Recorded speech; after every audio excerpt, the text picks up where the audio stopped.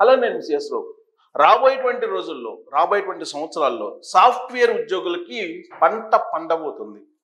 ఇప్పటి వరకు లే ఆఫ్స్ విన్నాం, కానీ రాబోయేటువంటి రోజుల్లో ఖచ్చితంగా ఉద్యోగాల జాతర ఉండబోతుంది అనేది నేను చెప్పడం కాదు. ఇక్కడ నలుగురు టెక్ దిగ్గజాలు కనిపిస్తున్నారు. ఎవరెవరు? జూకర్బర్గ్, సుందర్ పిచ్చై, సత్య నాదెండ్ల, ఎలన్ మస్క్. వీళ్ళు చెప్తున్నటువంటి మాట. ఇప్పటి వరకు వీళ్ళు ఏం చెప్పారు? 40 నుంచి 60% ఉద్యోగాలు ఐటీ రంగంలో కోల్పోయే అవకాశం ఉంది అని తరచూ చెప్తూ ఉన్నారు. వాళ్ళు చెప్పిన దాని ప్రకారం లే ఆఫ్స్ భారీగా జరుగుతున్నాయి. మైక్రోసాఫ్ట్ లాంటి కంపెనీల్లో దాదాపు 30,000 మందిని తీసేశారంటే వాళ్ళు చెప్పిన విధంగానే లే ఆఫ్స్ కొనసాగుతూ ఉన్నాయి. దాదాపు మల్టీనేషనల్ కంపెనీ అన్నింటిలో కూడా లే ఆఫ్స్ కొనసాగుతూనే ఉన్నాయి. కొత్తగా ఎవరికి కూడా అపాయింట్మెంట్స్ రావట్లేదు, పెద్దగా ఫ్రెషర్స్ని కూడా రిక్రూట్ చేసుకోవట్లేదు. మినిమం 5 సంవత్సరాలు ఎక్స్పీరియన్స్ ఉన్నటువంటి వాళ్ళనే కొంతవరకు తీసుకుంటున్నారు. ఫ్రెషర్స్కి అసలు ఎక్కడ కూడా రిక్రూట్మెంట్ లేదు. కాకపోతే ఆర్టిఫిషియల్ ఇంటెలిజెన్స్ అనేది ఇప్పుడు ఎంటర్ అయిపోయింది సాఫ్ట్వేర్లో. దానికి సంబంధించినటువంటి కోర్సులు, దానికి సంబంధించినటువంటి టెక్నిక్స్ నేర్చుకుంటే కనుక ఖచ్చితంగా రాబోయేటువంటి రోజుల్లో మెరుగైనటువంటి ఉద్యోగాన్ని పొందడానికి అవకాశం ఉంది. ప్రత్యేకించి ఇప్పుడు artificial intelligence engineers, research engineers, వాళ్ళకు ఉన్నంత డిమాండ్ ప్రపంచంలో ఎవరికీ లేదు. కేవలం ఆర్టిఫిషియల్ ఇంటెలిజెన్స్కైనా మరి వేరే మాడ్యూల్స్కి లేదా అని అంటే ఉంది. ఏ మాడ్యూల్స్కి ఉన్నాయి? రాబోయేటువంటి రోజుల్లో, రాబోయే నెక్స్ట్ 10 ఇయర్స్లో ఏ మాడ్యూల్స్కి ఉన్నాయి, ఏ కోర్సులు నేర్చుకోవాలి, కేవలం ఆర్టిఫిషియల్ ఇంటెలిజెన్స్ అయినా లేదా మిగతా కోర్సులు కూడా ఉన్నాయా అనే దాని మీద రీసెర్చ్ చేసి ఒక సంస్థ అంచనా వేసింది. ఏ మాడ్యూల్లో ఉద్యోగాలు ఏ స్థాయిలో ఉండేటువంటి అవకాశం ఉంది అని. వాటిని నేను మీకు చూపిస్తాను. ఆ సర్వే సంస్థ చాలా క్లియర్గా రాబోయేటువంటి 10 ఇయర్స్లో 2032 వరకు ఏ కోర్సు నేర్చుకుంటే, ఏ మాడ్యూల్ నేర్చుకుంటే, ఏ టూల్ నేర్చుకుంటే మీకు ఐటీ రంగంలో బంగారు భవిష్యత్తు ఉంటుంది అనేది క్లియర్గా చెప్పడం జరిగింది. అది నేను చూపిస్తాను. ఇది రిపోర్టు. ఈ రిపోర్ట్ ప్రకారం 2025-2032 మధ్య వృద్ధి రేటు ఉండేటువంటి ఉద్యోగాలు ఎవరెవరికి ఉండే అవకాశం ఉందంటే ఇక్కడ చూసారు. డేటా సైంటిస్టులు 36% గ్రోత్ ఉంటుంది. 36% గ్రోత్. ఇప్పుడున్న దానికంటే కూడా గ్రోత్ 36% అంటే హైయెస్ట్ ఉంది. డేటా సైంటిస్టులు ఎవరైతే ఉన్నారో వాళ్ళకి హైయెస్ట్ డిమాండ్ ఉండే అవకాశం ఉంది రాబోయేటువంటి రోజుల్లో 2032 వరకు.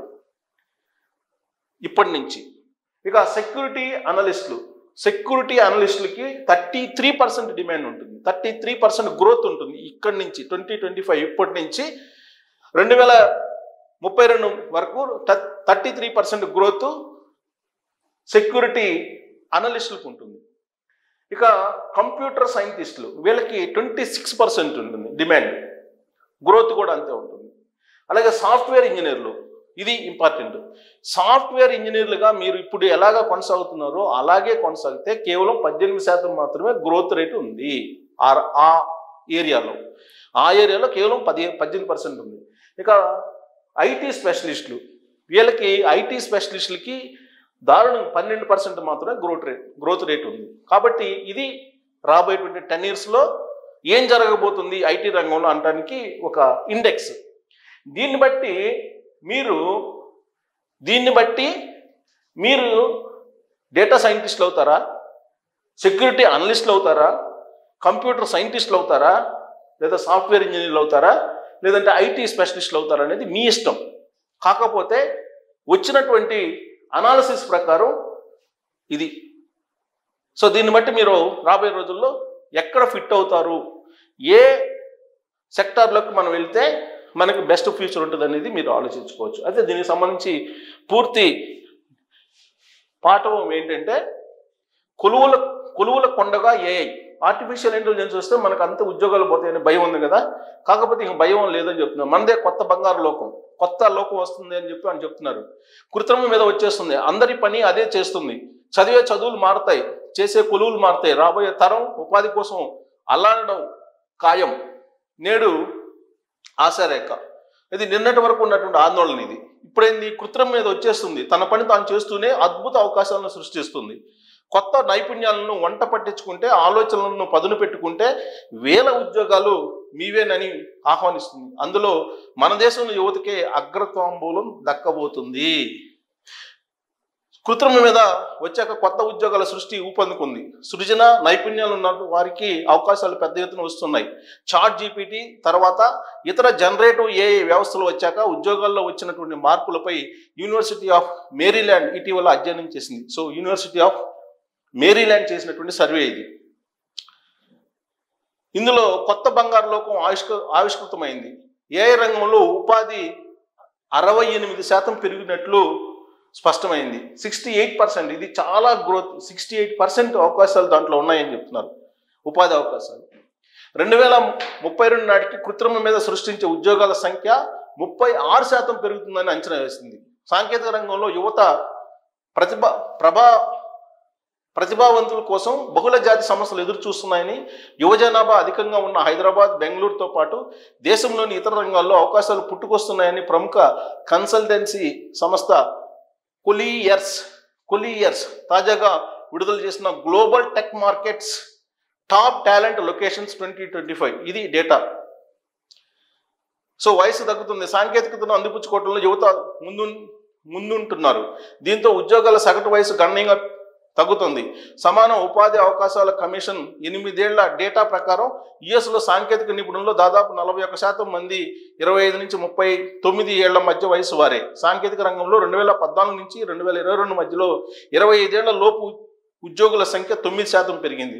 అందుకే యువజనాభా అధికంగా ఉండే నగరాల్లో నియామకాల నైపుణ్యాలపై పెట్టుబడులను కేంద్రీకరించాలని టెక్నాలజీ లీడర్లను నివేదిక సూచిస్తుంది. ఈ విషయంలో బెంగళూరు, హైదరాబాద్, ఢిల్లీ, పూణే, చెన్నై, ముంబై నగరాలు ఈ జాబితాలో అగ్రస్థానంలో ఉన్నాయని తెలిసింది. ఇదంతా కూడా ఉద్యోగాలు వెతుక్కునే వాళ్ళకి, పెట్టుబడులు పెట్టుకునేటువంటి వాళ్ళకి కావలసినటువంటి సర్వే.